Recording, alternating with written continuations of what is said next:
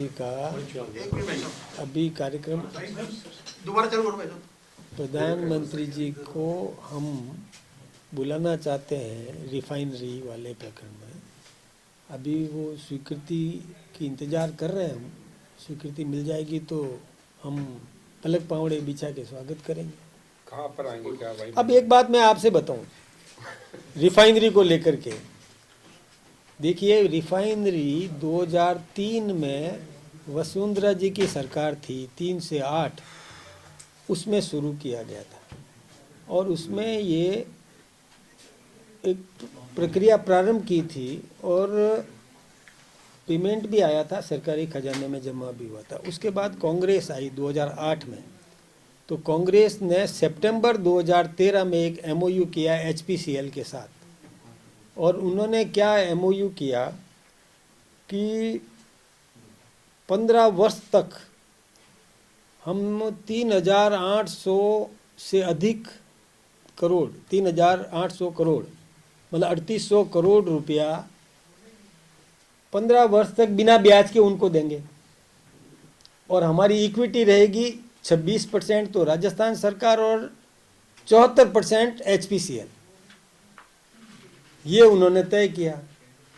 फिर हमारी सरकार आई तो वसुंधरा जी ने उसी एचपीसीएल से एमओयू किया, उसको पहले वाले को चेंज किया जिसमें 40% हिस्सा हमारा रहेगा, 60% एचपीसीएल का रहेगा। यानी गहलोत साहब ने किया 26% हमारा, 74% एचपीसीएल का। हमारी सरकार ने किया 40% हमारा, 60% एचपीसीएल का और हम केवल 1100 करोड़ रुपया ही देंगे और ब्याज लेंगे। कांग्रेस ने किया कि 15 वर्ष बाद वो हमें अपना शेयर देना शुरू करेगा। कांग्रेस ने किया एचपीसीएल 15 वर्ष तक हमसे 3800 करोड़ रुपया प्रति वर्ष हम देंगे, बिना ब्याज देंगे और 15 वर्ष बाद में हमको 26% हिस्सा देगा और 74% वो एचपीसीएल ले जाएगा। हमने कहा कि नहीं, इमीडिएट हमको हिस्सा दो, 40% हिस्सा हम लेंगे और हम केवल 1100 करोड़ ही देंगे। ये हमने एग्रीमेंट किया। उस समय इसकी वैल्यू इस पे खर्च की आ रही थी 39,000 करोड़। फिर 2023 में 22 लास्ट में कांग्रेस ने, गहलोत साहब ने फिर इसकी और खर्चा बढ़ा दिया 79,000 करोड़